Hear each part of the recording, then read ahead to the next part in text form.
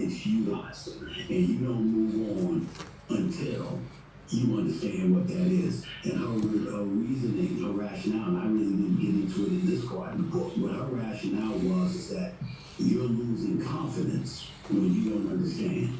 So what we're going to do is we're going to make sure how much of a slow roll it is, no matter how long it takes. What we're going to make sure is that you understand what you're reading, sentence by sentence, paragraph by paragraph, chapter by chapter. We don't care how long it takes, because the objective is for you not to get through a whole bunch of new material. The objective is to make sure you understand whatever it is you're reading, no matter how little the content is or how extensive the content is. Once you do that, you'll see your confidence elevate. And as a result of your confidence elevating, you'll be able to move forward with more degree of comfort. That was her strategy, and it ended up working to perfection. You, to this day, still do that, don't you? You'll use a dictionary. Is that unbelievable? You know, if I don't understand the word or its usage, I will stop. I will call up the dictionary on my phone. I will look up the word. I will look up the sentence structure in which it's used to make sure I comprehend it, and then I will move on. What's crazy about this to me is that I have this theory that if you can survive temporary pain on your life, and everybody goes through pain of some type, but you can survive it and get through it, on the other side of temporary pain, I would say, you meet another version of yourself. You meet some skill, talent, ability, whatever it might be about you didn't have before you had this level of pain. And for you, one of the things, I don't even know if you realize this, but when I watch you, one of the things I've always been struck by is your vocabulary.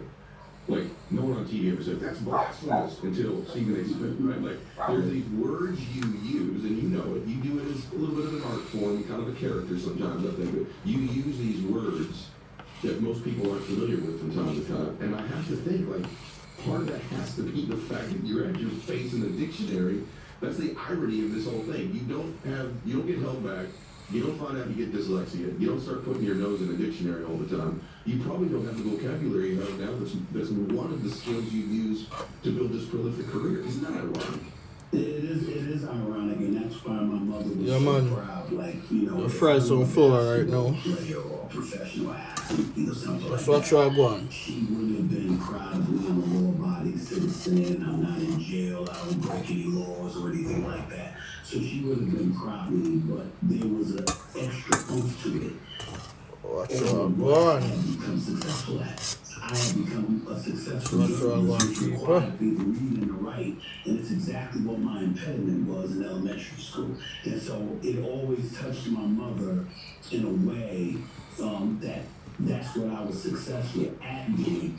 But I remember one of my most fun moments on television occurred like literally a few months ago. I was on the air with Dan Orlovsky, who's a football analyst for ESPN, does an exceptional job. And we were joking around, and he said something about a word that I said, and I said "quacious," and he was like, spell it like I didn't know. And I spelled that QUACIOUS. He said, and then I said, snickety, and he said, spell it, and I said, yeah. There's another word. I said, actually, that's the word used in the word is this way. This is how it's spelled. And he was like, whoa. You know, it was because they, you know, folks joke around and they look at me and say, well, he uses these words. But then they really realize, well, damn, he really knows it. You know, he knows it. He knows how to spell it. He knows what it means, etc., etc. It was fun because to me it was validation. Like baking powder. It's not something that I just do and I just say, all right, this is what I'm doing. Yeah. And you may not think that is the case. Yeah, but they put salt in there already. That looks in the dictionary. I'm still that guy that didn't know proper spelling, proper definition, proper context and use of words and things of that nature. I still pay attention to those things, and I still haven't perfected it, and I'll never perfected it. I'll never perfect it. But the point is that it forces me to do my due diligence. I'm reading an article in the Wall Street Journal just the other day. One of my favorite columnists in the world is Peggy Noonan. I've never met her or anything like that, but I think she's an absolutely fabulous columnist. And there were 3 words that she had in there that I never saw before.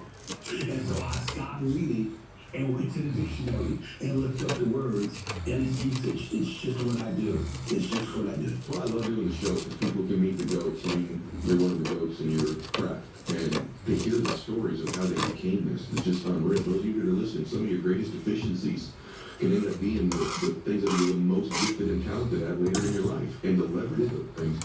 The other thing that strikes me is this notion of confidence, though. And, you interviewed for everybody from Michael Jordan, LeBron James, talked with everybody.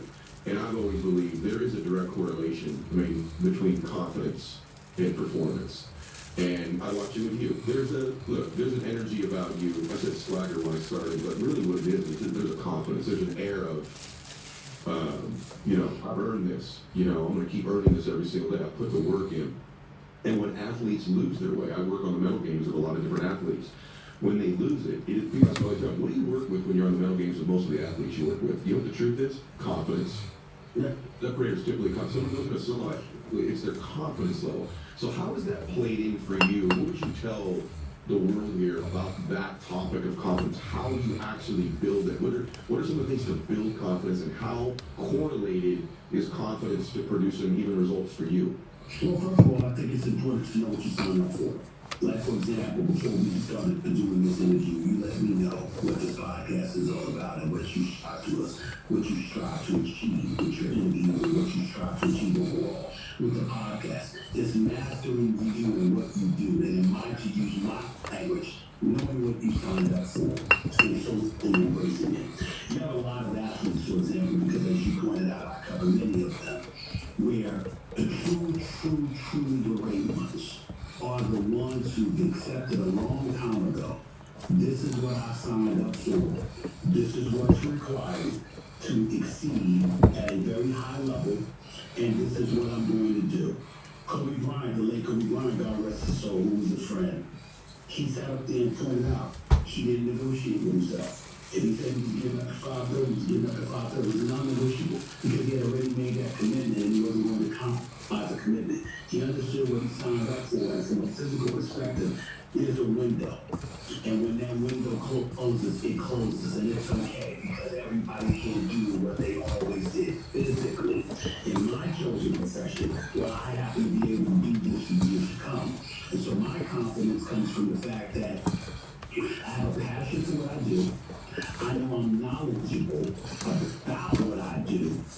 And now it comes down to my ability to convince you to see my truth, more than your ability to convince others to see your truth. And I always believe I'm going to win. I never, ever go into any scenario in terms of a debate format as it pertains to sports television and think that I am inferior to anyone. I do recognize the fact that there are those who came before me whose knowledge for the world of sports is far more extensive than mine because I can read about something that they were there. I can talk about somebody or they talk to them. I understand the different advantages that they may have or whatever.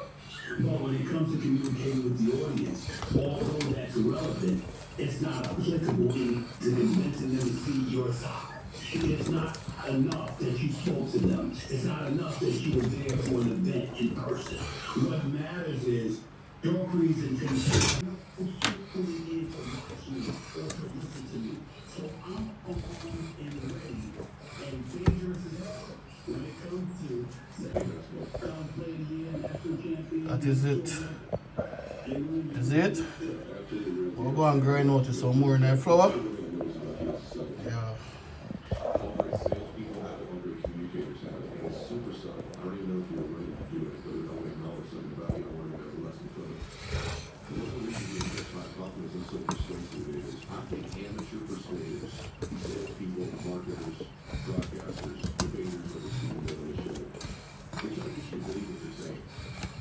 And that's one level of persuasion. You do something real strong that's different. Everyone at that table with you, by the way, is very good. And they're always trying to get people to believe what they're saying. The reason you're a level above is you're not doing that. You're trying to get people to believe you believe what you're saying. And it's a subtle difference. That's a subtlety that most people don't understand. If you're always trying to get people to believe what you're saying, you come across as a little bit desperate, a little bit underneath. But when you come to a place that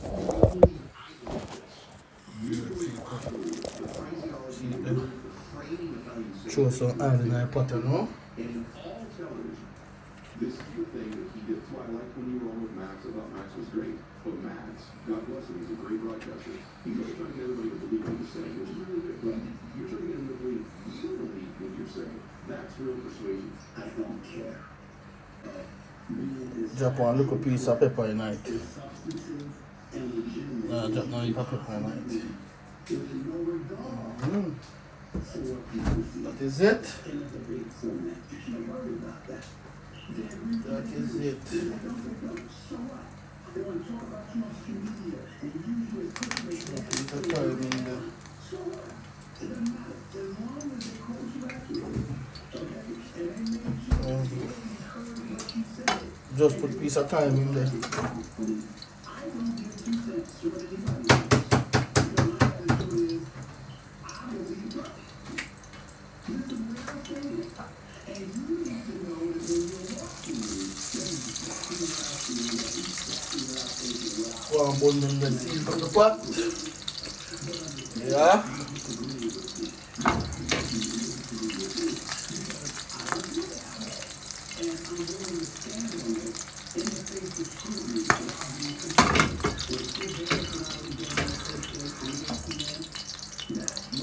So we are dealing with it.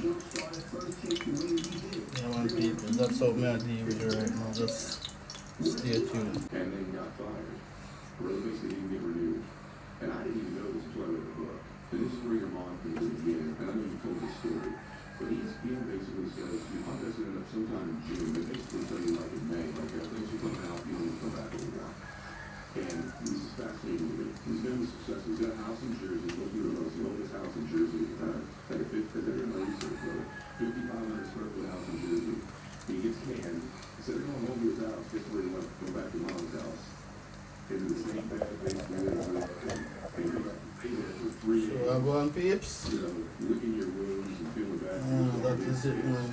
And then this straight shooter in your life, which the title of the book comes along and does what Tony and Mom did and lesson there. That is it.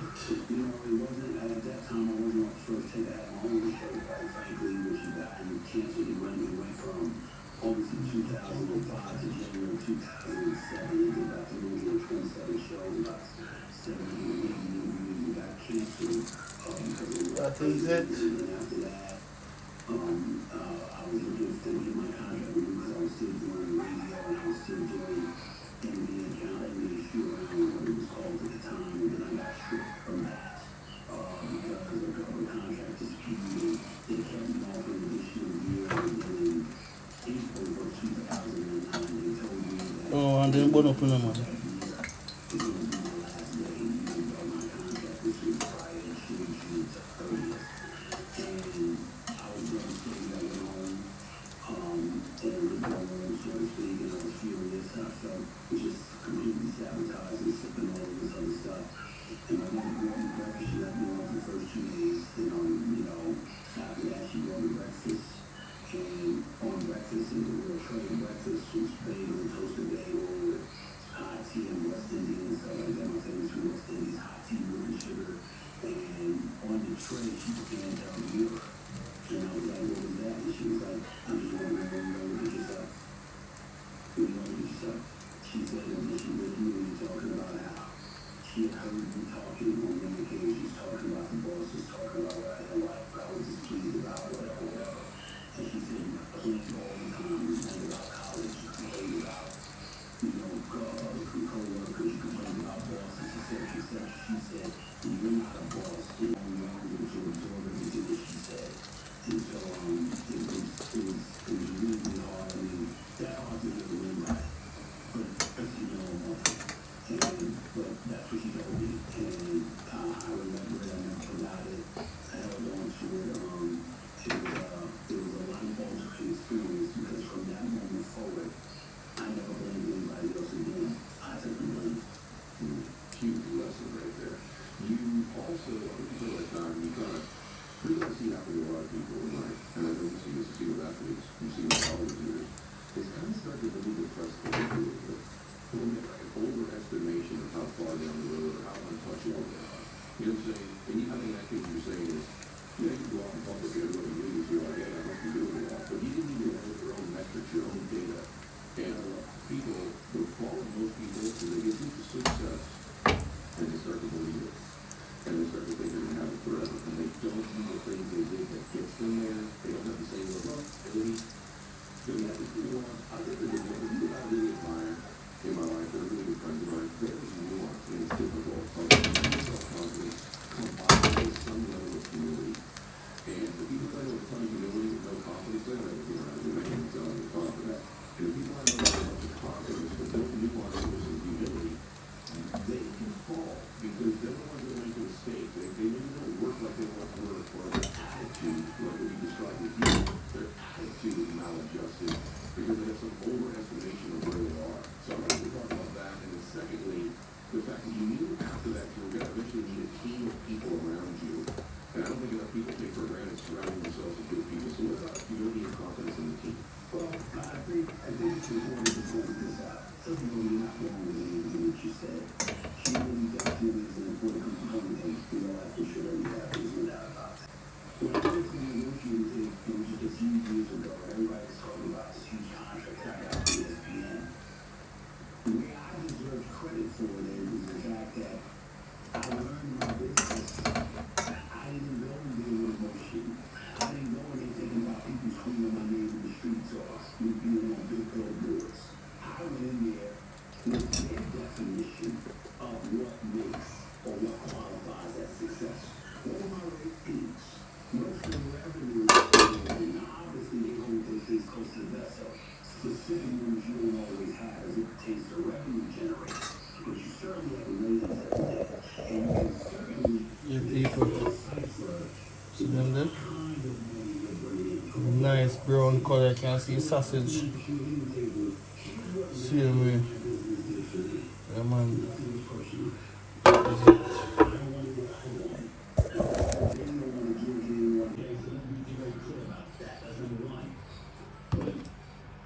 I'm blessed because these professional athletes that I cover, you marvel at. Their focus and determination and committed to excellence, etc. These coaches, these executives, the level of intellect that they have, how enlightened they are, their commitment to contributing to the world being a better place. Legal issues. I know Adam Silver, the commissioner. He's a good man. David Stern, his predecessor, director, chose a quiet taste, but someone I grew up. Collective bargaining. Why would I know anything about that? Because it was taught to me by a former executive director of the Players Association, along with a forensic accountant. That's how I became the master of this stuff. To have the connections, to be Hollywood, the people of Hollywood, the Denzel Washingtons, the Jamie Foxxes, the Chris Rocks of the world, and so many, the hip-hop game, Jay-Z and Snoop Dogg and Run DMC, Method Man, and all these folks that you run across, Nelson and others. There's so many politicians, Maxine Waters, and so many various others. The hundreds from Sean Hannity to Don Lemon to Mark Levin and authors Joy Reid and the professors like Dr. Michael Ray Basin, Mark Lamont Hill, and various others, colleagues of mine, like Will Walker of Washington Coast, that's now just being Tony Kornheiser, and the late great Ralph White, and others. I so because of their contribution in my life, sitting Christian Coaching Center in Brooklyn, New York. She's somebody that I consider to be my spiritual father. Strip off I've the loved him lemon. for years. And I would like that. visual that They look tough. always words of wisdom and reminds me of the soul he knows I have. And he doesn't have to critique me.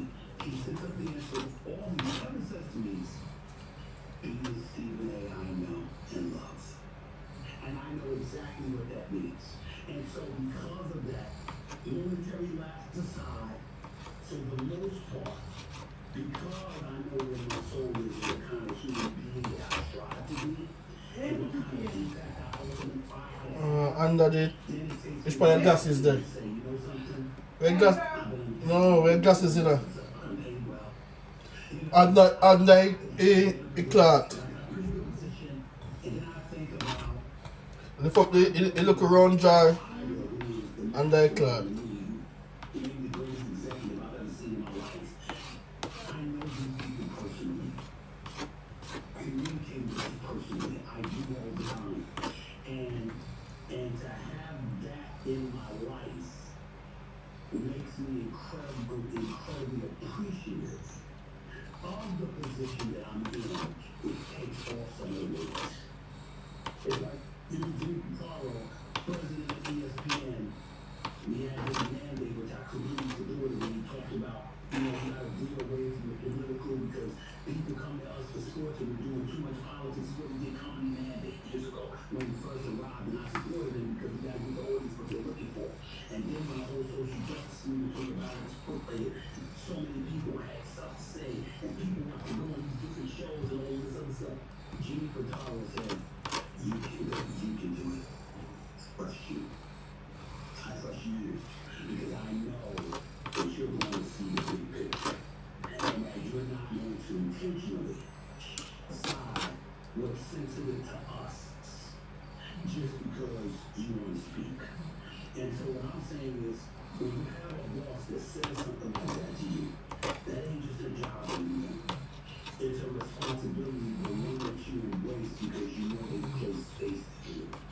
And when people place faith in you, you know this by virtue of what you're doing with your podcast. When people place faith in you, you feel an inherent obligation because of your own faith to deliver on your expectations. Because they didn't have to trust you, but they did. And that is what I feel. When you are waiting on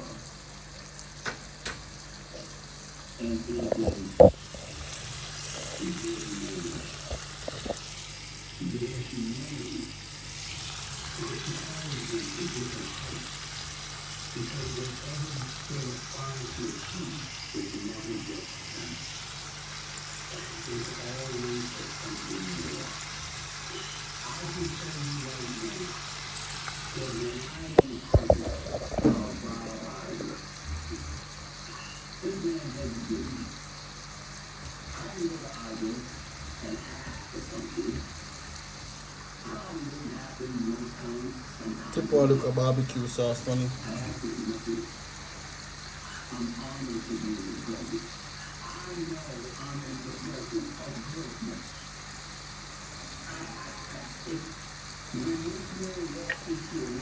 Not a lot.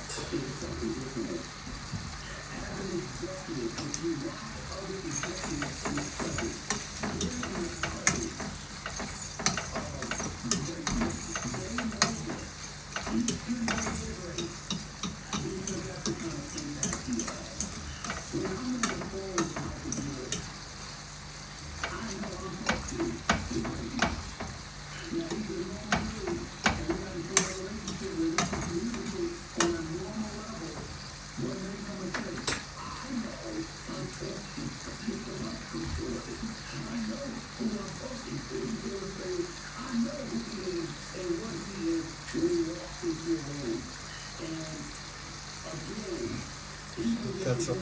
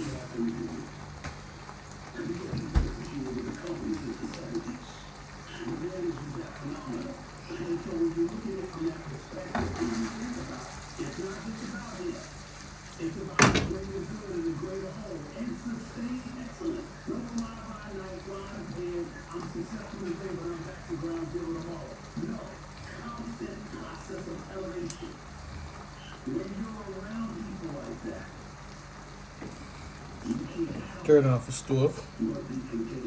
Alright. Stay tuned, people. About his father and his mother's passing.